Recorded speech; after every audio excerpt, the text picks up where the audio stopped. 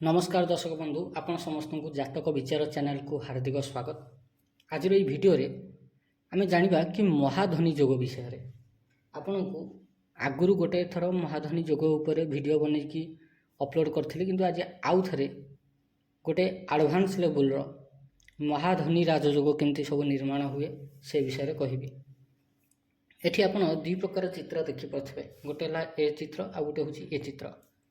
जेतबेले कौन सी लोकर जन्म कुंडली को निर्णय करा जाए सबुठ प्रथम तार दरकार हम नाटा, जन्म तारीख, जन्म समय, जन्म स्थान आउ हाँ ये चारिटा जिनस नाम, जन्म तारीख, जन्म समय, जन्म स्थान चारिटा डिटेल्स आवश्यक हुए। जेकोसी ऑनलाइन सॉफ्टवेयर रे जेतबेले आपण ये चार्टा डिटेल्स पकेबे कुंडली सॉफ्टवेयर रे देखिए साधारणतः यही भाया कुंडलीटा निर्मित होकर आसे।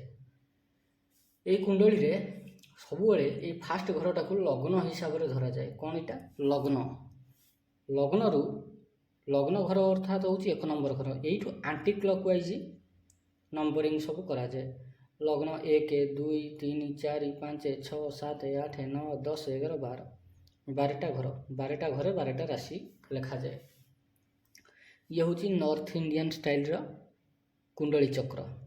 किंतु जितेबाला आम ओडिशा रे लग्न चक्र बना जाए कि राशि चक्र बना जाए, कुंडली चक्र बना जाए, सेतबेले यही भाया बनिया जाए।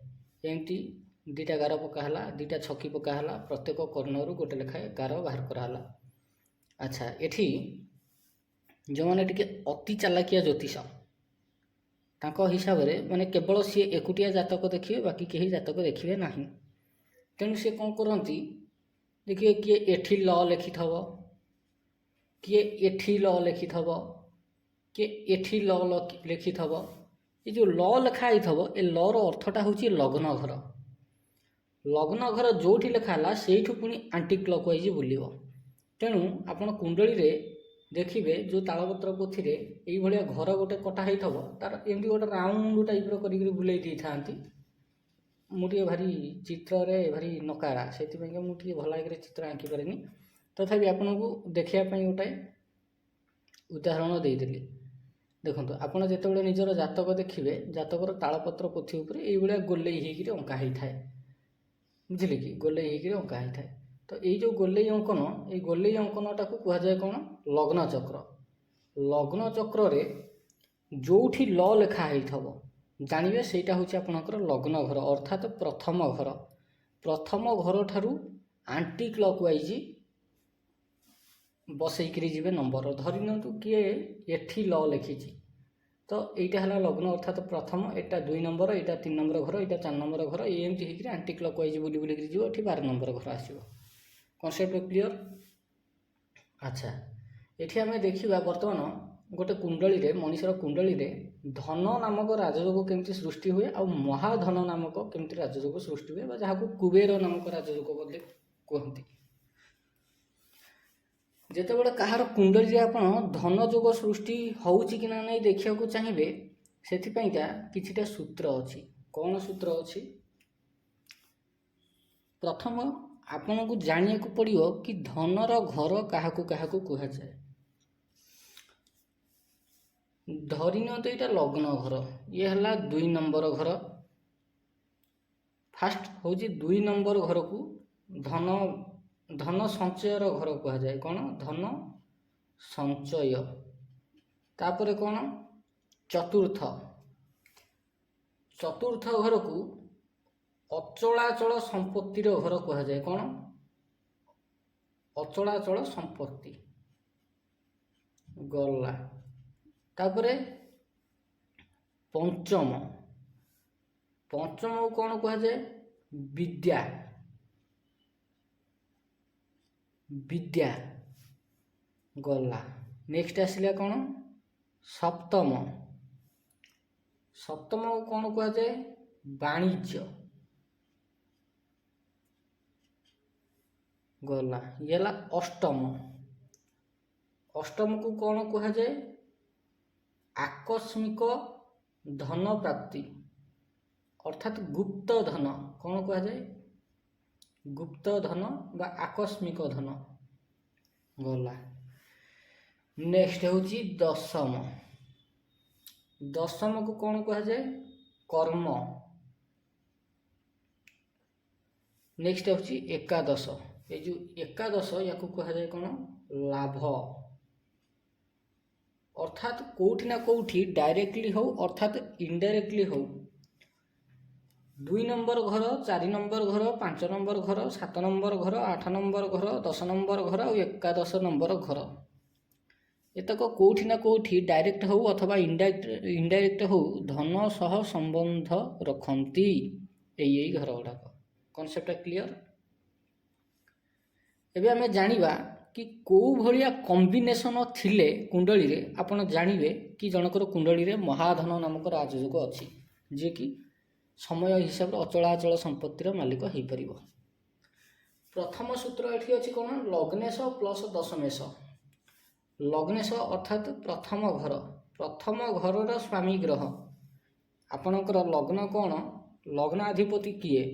से लग्नाधिपति प्लस दशम घरे जो राशि लिखाई से राशि अधिपति ताकू कह जाए दशमेश बा कर्मेश। जेतेबेले लग्नेश आ कर्मेश एकत्र होकर लग्न स्थान रे बसिबे नले दशम स्थान रे बसिबे एभलिया क्षेत्र में महाधनी नामक राजयोग सृष्टि हब।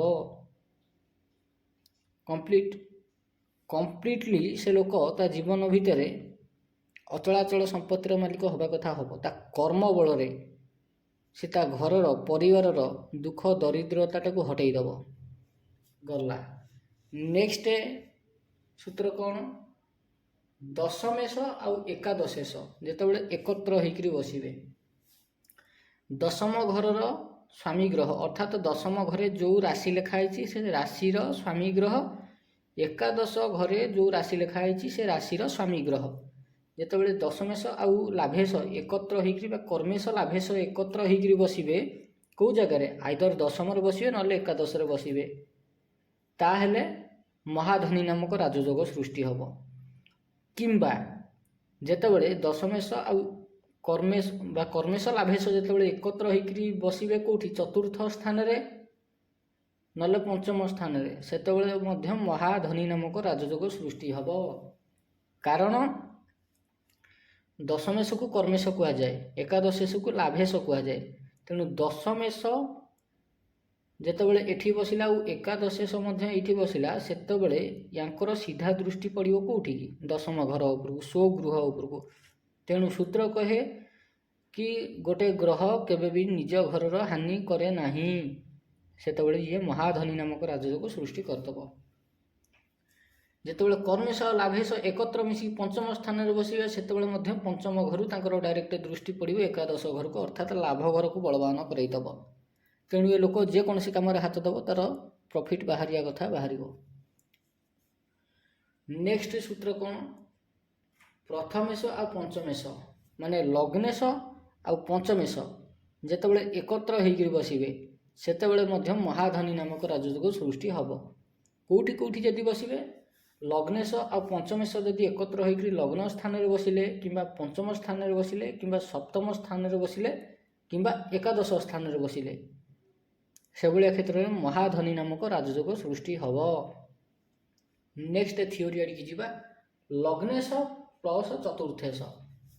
लग्नेश अर्थात प्रथम घरर स्वामी ग्रह चतुर्थेश अर्थात चतुर्थ घरर स्वामी ग्रह जेतेबेले एकत्र होकर चतुर्थ रे नले लग्न रे बसिबे सेतेबेले एरक अचलाचल संपत्तिर मालिक हब। अच्छा नेक्स्ट थियोरी कौन? लग्नेश प्लस एकादशेश जेतेबेले लग्नेश आउ एकादशेश एकत्र मिसिक बसिबे सेतेबेले बिजनेस पाइका बहुत बढ़िया नाम राजयोग बहुत भल प्रॉफिट इनकम करि परिबो।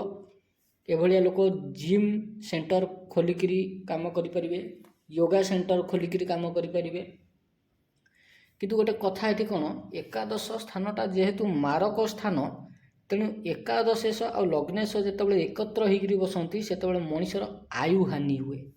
कौन हुए? आयु हानि हुए। कारण एकादशेश को मार्केश कहती मार्केश तेणु मार्केश जितेबाला लग्नेश सांगे बसब तेणु से लग्नेशर हानि कर लग्नेश मार्केश केबे भी शत्रु सबुले शत्रु केबे मित्र हो पारे ना।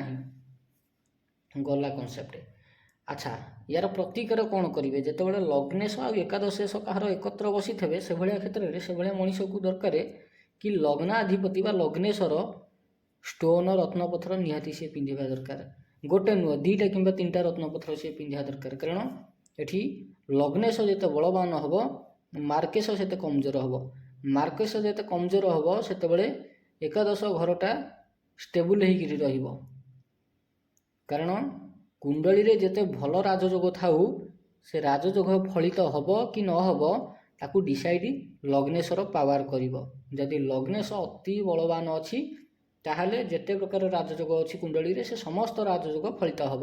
କିନ୍ତୁ ଯଦି ଲଗ୍ନେଶ ଠିକ୍ ନାହିଁ, ଲଗ୍ନେଶ କମଜୋର ପଡ଼ିଛି, ଲଗ୍ନେଶ ଯଦି ନିଚ ରାଶିରେ ବସି ପଡ଼ିଛି ତାହେଲେ କୌଣସି ପ୍ରକାର ଭେଦ ନାହିଁ ୟାକୁ କାଟିବାର, କୌଣସି ପ୍ରକାର ରାଜଯୋଗ ଫଳିତ ହେବ ନାହିଁ। Concept clear. ନେକ୍ସଟ ଆସିବା ପଞ୍ଚମେଶ ଆଉ ନବମେଶ। ପଞ୍ଚମ ଘରର ସ୍ୱାମୀ ଗ୍ରହ ଆଉ ନବମ ସ୍ଥାନର ସ୍ୱାମୀ ଗ୍ରହ। ପଞ୍ଚମେଶ ଆଉ ନବମେଶ ଯେତେବେଳେ ଏକତ୍ର ହେଇକରି କୌଣସି ଗୋଟେ ଘରେ ବସିବେ, କେଉଁ ଘରେ ବସିବେ? ଦ୍ୱିତୀୟ ସ୍ଥାନରେ ବସିବେ, ପଞ୍ଚମ ଘରରେ ବସିବେ, ଏକାଦଶ ଘରରେ ବସିବେ, ତୃତୀୟ ଘରେ ବସିବେ, ନଚେତ ନବମ ଘରେ ବସିବେ, ତାହେଲେ ମଧ୍ୟ ମହାଧନୀ ନାମକ ରାଜଯୋଗ ସୃଷ୍ଟି ହେବ। ନେକ୍ସଟ କ'ଣ କହିଲା? ଲଗ୍ନାଧିପତି ବା ଲଗ୍ନେଶ ଏବଂ ନବମେଶ। ନବମେଶ ଯିଏ ତାକୁ ଭାଗ୍ୟେଶ ମଧ୍ୟ କୁହାଯାଏ। ଲଗ୍ନେଶ ଆଉ ଭାଗ୍ୟେଶ ଯେତେବେଳେ ଏକତ୍ର ମିଶିକିରି ବସିବେ ସେତେବେଳେ ବ୍ୟକ୍ତି ନିଜ ପରିବାରର ବିଜନେସଟାକୁ ଆଗକୁ ବଢ଼େଇବ। ଏଭଳିଆ କନେକ୍ସନ୍ ବହୁତ କମ୍ ଲୋକଙ୍କର କୁଣ୍ଡଳୀରେ ଥାଏ। ସାଧାରଣତଃ ଦେଖାଯାଏ ଯାହାର କୁଣ୍ଡଳୀରେ ଭାଗ୍ୟେଶ ଆଉ ଲଗ୍ନେଶ ଏକତ୍ର ହେଇକରି ବସିଥାନ୍ତି ଏଭଳିଆ ପିଲା ତା ଘରେ କୁଳଦୀପକ ହୁଏ। କୁଳଦୀପକ ମାନେ କ'ଣ? ତାଙ୍କ ଘରେ ଯଦି ଖାଲି ଝିଅ ଜନ୍ମ ହେଉଥିବେ ଇଏ ଏକୁଟିଆ ପୁଅ ହେଇଥିବ କୁଳଦୀପକ, ନଚେତ ତାଙ୍କ ଘରେ ଯଦି ଖାଲି ପୁଅ ଜନ୍ମ ହେଉଥିବେ ଝିଅ ନଥିବେ ତେବେ କେବଳ ଇଏ ଗୋଟିଏ ଝିଅ ଜନ୍ମ ହେଇଥିବ। ଇଏ ହେଉଛି ତା'ର ମେନ୍ କନେକ୍ସନ୍, ମେନ୍ ଥିଓରି। ଯେତେବେଳେ ଲଗ୍ନେଶ ଭାଗ୍ୟେଶ ଏକତ୍ର ବସିବେ ଏଭଳିଆ ବ୍ୟକ୍ତି ଯଦି ତା ନିଜ ଘରର ପରିବାରର ବିଜନେସଟା ଉପରେ ହାତ ଦିଏ ତାହେଲେ ଇଏ ସେ ବିଜନେସରେ ଚାରି ଚାନ୍ଦ ଲଗେଇବ, ପ୍ଲସ୍ ୟାର କ୍ୟାରିୟର ସେଟଲମେଣ୍ଟ ମଧ୍ୟ ହେଇଯିବ ଭଲରେ। ୟାକୁ କୌଣସି ବିଶେଷ ପରିଶ୍ରମ କରିବାକୁ ପଡ଼ିବ ନାହିଁ, କାରଣ ୟାର ଭାଗ୍ୟଟା ହିଁ ସାଥ ଦେବ। ନେକ୍ସଟ ଥିଓରି କ'ଣ କହିଲା? ପଞ୍ଚମେଶ ଆଉ ଭାଗ୍ୟେଶ ଯେତେବେଳେ ମିଶନ୍ତି, ପଞ୍ଚମେଶ ଆଉ ଭାଗ୍ୟେଶ ଯେତେବେଳେ ଏକତ୍ର ରହିବେ ସେତେବେଳେ ମଧ୍ୟ ଭଲ ରାଜଯୋଗ ସୃଷ୍ଟି ହୁଏ। ଏଭଳିଆ ଲୋକ ଯେତେ ପ୍ରକାର ଗିଫ୍ଟ ଆଇଟମ୍ ଅଛି ତାକୁ ନେଇକରି ଯଦି ବିଜନେସ୍ କରନ୍ତି ବହୁତ ବଢ଼ିଆ ଚାଲିବ। ନଚେତ ଯଦି ଗଭର୍ଣ୍ଣମେଣ୍ଟ ଚାକିରି ପାଇଁକା ପକାନ୍ତି ତାହେଲେ ମଧ୍ୟ ଭଲ ଚାକିରି କରନ୍ତି। ଆଉ ଏମାନଙ୍କର ବିଶେଷତଃ କ୍ୟାରିୟରଟା ରାଜନୀତିରେ ଥାଏ, ଯେଉଁମାନଙ୍କର ପଞ୍ଚମେଶ ଆଉ ଭାଗ୍ୟେଶ ଏକତ୍ର ହେଇକରି ଥିବେ। କିନ୍ତୁ ଗୋଟେ କଥା, ଏମାନେ ନିଜ ଚରିତ୍ରକୁ ଭ୍ରଷ୍ଟ ନ କରିବା ଦରକାର। କାହିଁକିନା ନବମେଶ ପଞ୍ଚମେଶ ଯଦି ଏକତ୍ର ହେଇଗଲେ ତାହେଲେ ମଣିଷର ଚରିତ୍ର ନଷ୍ଟ ହୋଇଯାଏ। କାରଣ ୟାର ଯେଉଁ ଆଟ୍ରାକ୍ସନଟା ବିପରୀତ ଲିଙ୍ଗୀଙ୍କ ପ୍ରତି ଏତେ ଅଧିକ ହେବ, ପ୍ଲସ୍ ସେମାନଙ୍କର ମଧ୍ୟ ୟା ପ୍ରତି ହେବ, ଇଏ ଏକାଧିକ ଲୋକଙ୍କ ସାଙ୍ଗରେ ସମ୍ପର୍କ ରଖିକି ନିଜର ଚରିତ୍ର ନଷ୍ଟ କରିଦେବ।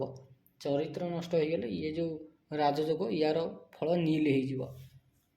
ନେକ୍ସଟ ଆସିବା ଭାଗ୍ୟେଶ ଏବଂ ଦଶମେଶ।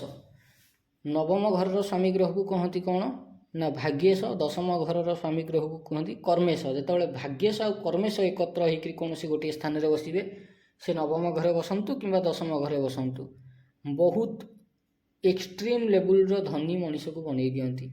ଏକ୍ସଟ୍ରିମ୍ ଲେବୁଲର ଧନୀ କଣ୍ଡିସନ୍ ହେଉଛି ତା ଜୀବନ କାଳ ଭିତରେ ଏଇ ଦୁଇ ଗ୍ରହଙ୍କର ମହାଦଶା ଆଉ ଅନ୍ତର୍ଦଶା ଆସିବା ଦରକାର। ଯେବେ ଏଇ ଦୁଇ ଗ୍ରହଙ୍କର ମହାଦଶା ଅନ୍ତର୍ଦଶା ପ୍ରତ୍ୟନ୍ତର ଦଶା ସୂକ୍ଷ୍ମ ଦଶା ପ୍ରାଣଦଶା ଆସିବ, ଯାକୁ ହ୍ୟୁଜ୍ ଆମାଉଣ୍ଟର ଧନ ପ୍ରାପ୍ତି ହେବ। Concept clear. ନେକ୍ସଟ ଆସିବା ଭାଗ୍ୟେଶ ଆଉ ଏକାଦଶେଶ। ଭାଗ୍ୟେଶ ଆଉ ଲାଭେଶ ବା ଏକାଦଶେଶ ଯେତେବେଳେ ଏକତ୍ର ହେଇକରି କୌଣସି ଜାଗାରେ ବସିବେ ସେତେବେଳେ ମଧ୍ୟ ଭଲ ଧନ ସମ୍ପତ୍ତି ମଣିଷକୁ ପ୍ରାପ୍ତି ହୁଏ। ୟାର ପୂର୍ବପୁରୁଷ ଏତେ ଜମିବାଡ଼ି ଛାଡ଼ି ଦେଇକରି ଯାଇଥାବେ ଯେ ଏ ଲୋକ ଭୋଗ କରିକିରି ୟା ଜୀବନ ଶେଷ ହୋଇଯିବ, କିନ୍ତୁ ସେ ସମ୍ପତ୍ତି ଶେଷ ହେବନି। ଯାହାର କୁଣ୍ଡଳୀରେ ଭାଗ୍ୟେଶ ଆଉ ଏକାଦଶେଶ ଏକତ୍ର ହେଇକିରି ବସିଥାନ୍ତି, ଯାହାର ପୈତୃକ ସମ୍ପତ୍ତିଟା ବରାବର ଥାଏ। ଆଉ ଏଭଳିଆ ଲୋକ କାମଧନ୍ଦା କରନ୍ତିନି, କୋଢ଼ିଆ ହେଇକିରି ବୁଲନ୍ତି। କାହିଁ କାମଧନ୍ଦା କରିବେ? ପୂର୍ବପୁରୁଷ ତ ଛାଡ଼ିକି ଯାଇଛନ୍ତି ଜମିବାଡ଼ି, ଗୋଟେ ଗୋଟେ ବିକ୍ରି କର, ଖାଅ, ବସ। ତେଣୁ ଏଭଳିଆ ଲୋକଙ୍କର ସାଧାରଣତଃ ଦେଖାଯାଏ ଏମାନେ ବିଶେଷ କର୍ମଠ ନୁହନ୍ତି, ଟିକେ ଅଳସୁଆ ସ୍ୱଭାବର। ଆଉ ଏମାନେ ନିଜର ପୂର୍ବପୁରୁଷଙ୍କର କୃତ ପୁଣ୍ୟକୁ ଭୋଗ କରନ୍ତି ଏବଂ ଜମିବାଡ଼ିକୁ ବିକ୍ରି କରିକିରି ଚଳନ୍ତି। ନେକ୍ସଟ ଆସିଲା କ'ଣ? ନବମେଷ ଏବଂ ଦ୍ୱିତୀୟେଶ। ନବମେଷ ବା ଭାଗ୍ୟେଶ, ଦ୍ୱିତୀୟେଶ ଅର୍ଥାତ୍ ଧନେଶ। ଯେତେବେଳେ ଧନେଶ ଭାଗ୍ୟେଶ ଏକତ୍ର ହେଇକିରି ମିଶିକିରି ବସିବେ, ଏଭଳିଆ ଲୋକ ଯେକୌଣସି ଚାକିରି କରୁ ସେଥିରେ ପଦୋନ୍ନତି ଅଛି, ଯେକୌଣସି ବ୍ୟବସାୟ କରୁ ସେଥିରେ ମଧ୍ୟ ଲାଭବାନ ହେଇଯିବ। ଏଇଟା ବହୁତ ଜନ୍ମର ପୁଣ୍ୟ ଫଳ ଯେତେବେଳେ ଏକତ୍ର ହୁଏ ସେତେବେଳେ ଏଭଳିଆ କମ୍ବିନେସନ୍ ମିଳେ।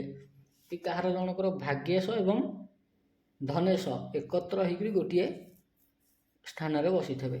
ବହୁତ ପୂର୍ବ ଜନ୍ମର ପୁଣ୍ୟ ଥବ, ଯଦି ବହୁତ ଜନ୍ମାନ୍ତର ପୁଣ୍ୟ ଯେତେବେଳେ ସଞ୍ଚିତ ହେଇକରି ଏକାବେଳକେ ଆସିବାର ଥାଏ, ସେତେବେଳେ ଗୋଟେ ମଣିଷର ଜନ୍ମ ଏଇଭଳିଆ କୋଷ୍ଠୀରେ ହୁଏ, ଯାହାର କୁଣ୍ଡଳୀରେ ଧନେଶ ଆଉ ଭାଗ୍ୟେଶ ଏକତ୍ର ହେଇକରି ବସିଥିବେ।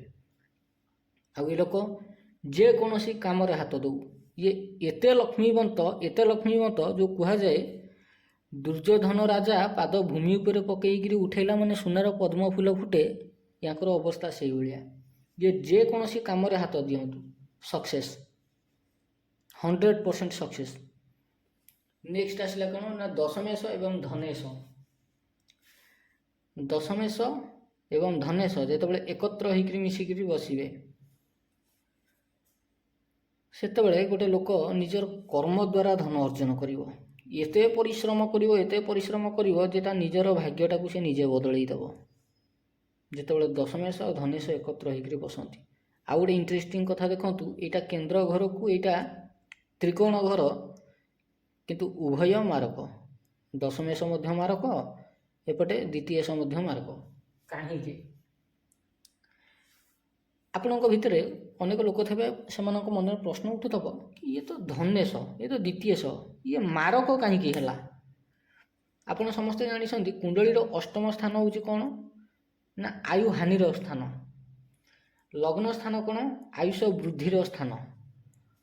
ଦ୍ୱିତୀୟ ସ୍ଥାନ କ'ଣ ନା ଲଗ୍ନେଶ୍ୱର ଦ୍ୱିତୀୟ, ଭାବାର୍ଥ ଭାବମ୍। ଅଷ୍ଟମକୁ କିଲ୍ କଲା ବାଲା ଘର ହେଉଛି ନବମ। Concept clear? ଲଗ୍ନକୁ କିଲ୍ କଲା ବାଲା ଘର ହେଉଛି ଦ୍ୱିତୀୟ। ଲଗ୍ନକୁ କିଲ୍ କରିବ କିଏ? ଦ୍ୱିତୀୟ। ତୃତୀୟକୁ କିଲ୍ କରିବ କିଏ? ଚତୁର୍ଥ। ଚତୁର୍ଥକୁ କିଲ୍ କରିବ କିଏ? ପଞ୍ଚମ। ପଞ୍ଚମକୁ କିଲ୍ କରିବ କିଏ? ଷଷ୍ଠ। ଯେତେବେଳେ ଆପଣ ଦେଖିବେ ଆପଣଙ୍କର ଆୟୁ ହାନି ହେଉଛି, ତା ପଛରେ କେଉଁଠି ନା କେଉଁଠି ଏଇ ଦ୍ୱିତୀୟେଷ ଆଉ ଅଷ୍ଟମେଷଙ୍କର ହାତ ଥବ ହିଁ ଥବ। ଏ ଦୁଇଟାକ ଘର ଆୟୁ ହାନିର ସ୍ଥାନ। ଅଷ୍ଟମ ସ୍ଥାନ ଆୟୁ ହାନିର ଘର ଯେତେବେଳେ ନିଜ ସପ୍ତମ ସ୍ଥାନକୁ ଦେଖେ, ସେତେବେଳେ ମଧ୍ୟ ଧନ ସଞ୍ଚୟ ହେବ, କିନ୍ତୁ ପୁଣ୍ୟ କ୍ଷୟ ହେଇକିରି। ଯେତେବେଳେ ମଣିଷର ପୁଣ୍ୟ କ୍ଷୟ ହୁଏ, ସେତେବେଳେ ତାର ଆୟୁଷ ମଧ୍ୟ କମିଯାଏ। Concept clear? ଚତୁର୍ଥ ଘର, ଏଇଟା ଅଚଳାଚଳ ସମ୍ପତ୍ତିର ଘର, ତେଣୁ ଚତୁର୍ଥର ସାମ୍ନା ଘରଟା ୟାର ହାନି କରିବ। ଦ୍ୱିତୀୟର ହାନି ଅଷ୍ଟମ କରିବ, ଅଷ୍ଟମର ହାନି ଦ୍ୱିତୀୟ କରିବ, ଚତୁର୍ଥର ହାନି ଦଶମେଷ କରିବ, ଦଶମେଷର ହାନି ଚତୁର୍ଥେଷ କରିବ। ଏ ହେଉଛି ଭାବାର୍ଥ ଭାବମ୍ ସିଦ୍ଧାନ୍ତ। ଯିଏ ଯେଉଁ ସପ୍ତମ ଦୃଷ୍ଟିରେ ଦେଖିଲା ସିଏ ତାର ହାନି କରେଇବ। Concept clear? ନେକ୍ସଟ ଆସିଲା ଦ୍ୱିତୀୟେଷ ଏବଂ ଏକାଦଶେଷ। ଇଏ ମଧ୍ୟ ବହୁତ ପୁଣ୍ୟ ଉଦୟ ଯେତେବେଳେ ହୁଏ, ସେତେବେଳେ ଏଭଳିଆ କମ୍ବିନେସନ୍ ହୁଏ। ଯାହାର କୁଣ୍ଡଳୀର ଦ୍ୱିତୀୟେଷ ଏବଂ ଏକାଦଶେଷ ଏକତ୍ର ହେଇକରି ବସିଥିବେ, ମହାଧନୀ ନାମକ ରାଜଯୋଗ ସୃଷ୍ଟି କରିବେ। ବ୍ୟକ୍ତି ତା ଜୀବନରେ ଜନ୍ମଠାରୁ ନେଇକିନା ମୃତ୍ୟୁ ପର୍ଯ୍ୟନ୍ତ 82 ଭିତରେ ରହିବ ବୁଡ଼ିକିରି। କିନ୍ତୁ ଗୋଟେ କଥା, ଏମାନଙ୍କର ଆୟୁଷଟା ଭାରି କମ୍। ଏମାନେ କମ୍ ଆୟୁଷ ନେଇକରି ଆସିଥାନ୍ତି ସତ, କିନ୍ତୁ କମ୍ ଆୟୁଷ ଭିତରେ ମଧ୍ୟ ଅଚଳାଚଳ ସମ୍ପତ୍ତି ଭୋଗ କରନ୍ତି, ଅଷ୍ଟ ଐଶ୍ୱର୍ଯ୍ୟ ଭୋଗ କରିକିରି ମରନ୍ତି। Concept clear? ଆଚ୍ଛା, ଏଠି ମୂଳ କଥା କ'ଣ? ମୂଳ କଥା ହେଉଛି ଆପଣଙ୍କ କୁଣ୍ଡଳୀରେ ଯେତେ ପ୍ରକାର ରାଜଯୋଗ ଥାଉ, ଲଗ୍ନେଶ, ପଞ୍ଚମେଶ, ଭାଗ୍ୟେଶ ଏଇ 3 ଜଣ ଯଦି ବଳବାନ ଅଛନ୍ତି ତାହେଲେ ସବୁ ରାଜଯୋଗ ଆପଣଙ୍କୁ ଫଳିତ ହେବ ଏବଂ ଅନେକ ଦୋଷ ଯାହା କୁଣ୍ଡଳୀରେ ସୃଷ୍ଟି ହୋଇଥାଉ ତାହା ମଧ୍ୟ ନାଶ ହୋଇଯିବ। ଯଦି ଲଗ୍ନେଶ, ପଞ୍ଚମେଶ ଆଉ ଭାଗ୍ୟେଶ ଭିତରେ କିଏ ଜଣେ କମଜୋର ପଡ଼ିଯାଏ ତାହେଲେ ରାଜଯୋଗ ଫଳିତ ହେବାଟା ସହଜ ନୁହଁ। ଏଠି କ'ଣ କରିବାକୁ ପଡ଼ିବ? ଲଗ୍ନେଶ ଅର୍ଥାତ୍ ଲଗ୍ନାଧିପତିର ଷ୍ଟୋନ୍ ଗୋଟାଏ ଆପଣଙ୍କୁ ପିନ୍ଧିବାକୁ ପଡ଼ିବ। ପଞ୍ଚମେଶ ଅର୍ଥାତ୍ ପଞ୍ଚମ ଭାବର ସ୍ୱାମୀ ଗ୍ରହର ଷ୍ଟୋନ୍ ଆପଣଙ୍କୁ ପିନ୍ଧିବାକୁ ପଡ଼ିବ। ଭାଗ୍ୟେଶର ମଧ୍ୟ ଷ୍ଟୋନ୍ ଆପଣଙ୍କୁ ପିନ୍ଧିବାକୁ ପଡ଼ିବ। ରତ୍ନପଥର ଯାହାକୁ କୁହନ୍ତି, ସେ ରତ୍ନପଥର ଜେମ୍ସ ଷ୍ଟୋନ୍ ପିନ୍ଧିଲେ ହିଁ ଏ 3ଟାକ ଘର ସବୁବେଳ ପାଇଁ ଆକ୍ଟିଭ୍ ହେଇକିରି ରହିବ। ଏ 3ଟାକ ଘର ଆକ୍ଟିଭ୍ ହେଇକିରି ରହିଲା ମାନେ ଆପଣ ଦେଖିବେ ଜୀବନରେ ସୁଖ ସମୃଦ୍ଧି ଫେରିଆସିବ। ଗୋଟେ ମଣିଷ ଯେତେ ଡିଫିକଲ୍ଟ ପରିସ୍ଥିତିରେ ପଡ଼ିଥାଉ ନା କାହିଁକି, ଏ 3ଟା ଗ୍ରହଙ୍କର ଷ୍ଟୋନ୍ ବଡ଼ ବଡ଼ ଖରାପ ଦଶାକୁ ମଧ୍ୟ ଟାଳିଦିଏ। ତେବେ ଆଶା କରୁଛି ଆପଣଙ୍କୁ ଭିଡ଼ିଓଟି ଭଲ ଲାଗିଥିବ। ଯଦି ଭିଡ଼ିଓଟି ଭଲ ଲାଗିଛି ଏଇଭଳି ଭିଡ଼ିଓ ଦେଖିବା ପାଇଁ ଆପଣ ଆମ ଚ୍ୟାନେଲ୍ ଜାତକ ବିଚାରକୁ ନିହାତି ସବସ୍କ୍ରାଇବ୍ କରନ୍ତୁ। ଧନ୍ୟବାଦ।